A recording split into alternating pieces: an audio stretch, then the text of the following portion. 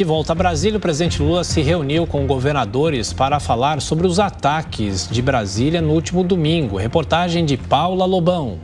Logo pela manhã, o presidente Lula se reuniu com a presidente do STF, a ministra Rosa Weber, e com os presidentes da Câmara, deputado Arthur Lira, e do Senado, em exercício, veneziano Vital do Rego.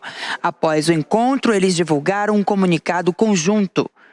Os poderes da República, defensores da democracia e da Carta Constitucional de 1988 rejeitam os atos terroristas, de vandalismo, criminosos e golpistas que aconteceram na tarde de ontem em Brasília.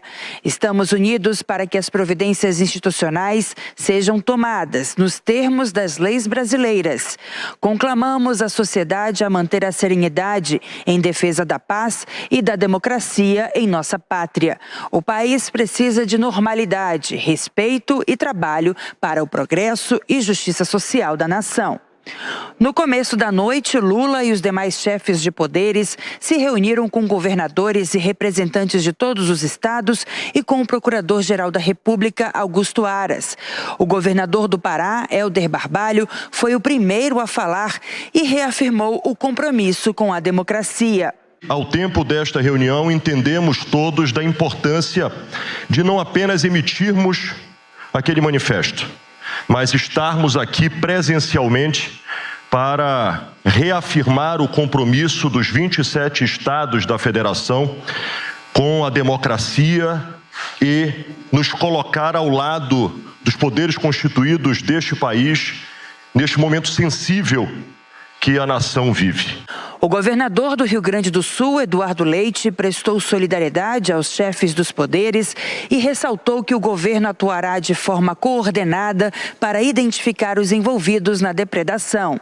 Atuarmos de forma coordenada para fazer a identificação de todos aqueles que atuam em atos que agridem não apenas as instituições, as estruturas, que atacam as estruturas físicas, mas que agridem as nossas instituições constitucionalmente estabelecidas, como promover os inquéritos policiais que vão levar a consequência para estas pessoas, que é fundamental, identificar quem financia, quem participa e dar a devida consequência a quem atenta contra a nossa democracia. O governador de São Paulo, Tarcísio de Freitas, fez um apelo pela pacificação do país. Um país que tem um potencial enorme para o crescimento e que construiu, a duras penas, a sua democracia, que é um valor que tem que ser defendido, tem que ser exaltado. E essa reunião de hoje significa que a democracia brasileira vai se tornar, depois dos episódios de ontem, ainda mais forte. É bom ver a ministra Rosa Weber dizer, no dia 1º, vamos iniciar o ano judiciário e vamos reconstruir aquilo que foi destruído. A presidente do Supremo Tribunal Federal elogiou a iniciativa dos governadores e manifestou pesar pela destruição do prédio do STF. O Supremo Tribunal Federal foi duramente atacado.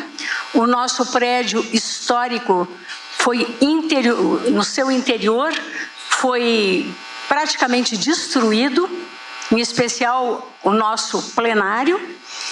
E esta simbologia, né, a mim entristeceu de uma maneira enorme, mas eu quero assegurar a todos que nós vamos reconstruí-lo e que no dia 1º de fevereiro daremos início ao ano judiciário. O Procurador-Geral da República, Augusto Aras, afirmou que a democracia é o único regime possível. Temos apenas que, neste momento, não só hipotecar nossa solidariedade aos poderes constituídos e declarar o nosso amor pela democracia. Única opção de regime político que temos. O único regime político do Brasil e que está na Constituição chama-se democracia, mais nenhum. O presidente Lula foi o último a falar. O petista disse que o país não vai permitir que a democracia escape pelas mãos. Nós não vamos permitir que a democracia escape das nossas mãos, porque ela é a única chance da gente garantir esse povo humilde que vive na periferia, dormindo na rua, consigo o direito de comer 3 vezes ao dia ou consigo o direito de trabalhar. O presidente da República prometeu rigor nas investigações. Então, em nome de defender a democracia, nós não vamos ser autoritários com ninguém, mas nós não seremos, como eu diria, morno com ninguém. Nós vamos investigar e vamos chegar a quem financiou. E eu tenho certeza que nós vamos descobrir. Porque aqueles caminhões que vinham para Brasília, às vezes chegavam 80 caminhões desses novos e não era motorista autônomo.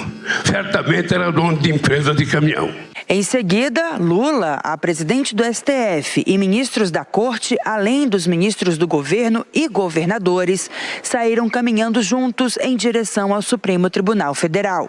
Na saída, Lula conversou com a imprensa e disse que a grande maioria dos brasileiros discorda do que houve em Brasília. Eu acho que a maioria da sociedade, mesmo a maioria das pessoas que votaram no Bolsonaro, as pessoas decentes, as pessoas que são de direita, mas que são pessoas que têm apenas divergência ideológica, mas são pessoas que têm caráter, são pessoas que têm interesses pelo Brasil, eu acho que essas pessoas não concordam com o que aconteceu aqui. O que aconteceu aqui deve ser apenas o interesse de uma pequena minoria. Logo depois, o plenário da Câmara aprovou a intervenção federal na segurança pública do DF, determinada por Lula. A votação foi simbólica. Na sessão, o presidente da Câmara chamou de inaceitáveis os episódios de vandalismo contra as sedes dos 3 poderes. O povo quer respeito à ordem, às instituições e ao patrimônio público.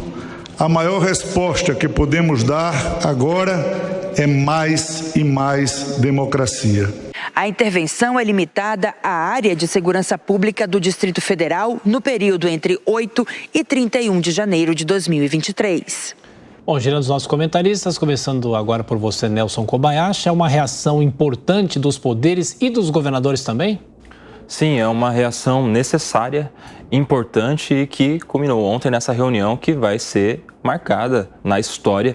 Uma reunião que teve os 3 líderes dos 3 poderes, do Executivo, do Legislativo e do Judiciário. A ministra Rosa Weber, inclusive, acompanhada de outros ministros da Suprema Corte, os representantes do Legislativo, presidentes das 2 casas, do Senado e da Câmara dos Deputados, além de 27 governadores e seus vice-governadores, além também da presença do Ministério Público, do representante do Ministério Público, o procurador Augusto Aras, que fez uma fala ali, fez um discurso muito incisivo, falando sobre a responsabilidade de cada um destes que colaboraram e que executaram esses atos de vandalismo no domingo, no dia 8 de janeiro.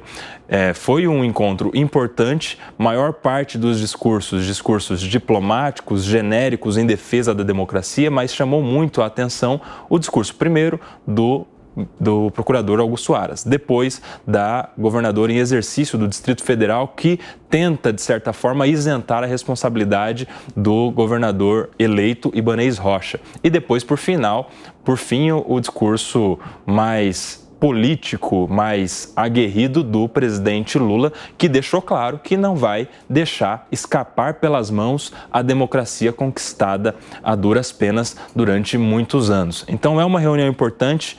A gente vê uma união de entes que vinham em clima de tensão, agora em defesa do Estado Democrático de Direito. Tiago. Ô Mota, os ataques podem ter, sem querer, unido de alguma forma poderes federais e estaduais? Duvido muito, Adriana. O que a gente viu foi uma reunião protocolar, cujo objetivo principal foi usar politicamente um fato. Isso é uma coisa rotineira na política, né? Quando acontece alguma coisa que representa algum benefício político a ser explorado, essas reuniões como a de ontem acontecem. Eu acho que nós escutamos algumas coisas interessantes, importantes. Gostei muito da fala do Tarcísio, uma fala equilibrada, sensata, lembrando da necessidade de pacificação. Acho que o Tarcísio botou bastante ênfase nisso, e de reconciliação. Não é isso que a gente está vendo. Achei interessante a fala da ministra Rosa Weber, de reconstrução das instituições. Instituições são muito mais do que prédios. Achei muito boa a fala do PGR, né, do Procurador-Geral da República, de que democracia é a nossa única opção. É isso mesmo, mas as pessoas precisam entender o real significado da democracia. Achei a fala do presidente, não consegui compreender muito bem, porque democracia é a única chance da criança da periferia que está com fome, porque a democracia tem reinado no Brasil desde a Constituição de 1988, né? E se ainda tem criança com fome e a democracia é a chance da criança, tem alguma coisa errada. Eu mudaria essa frase, eu diria que a única chance da criança com fome é liberdade, é um mercado que possa gerar riqueza, é uma educação que prepare efetivamente para a vida.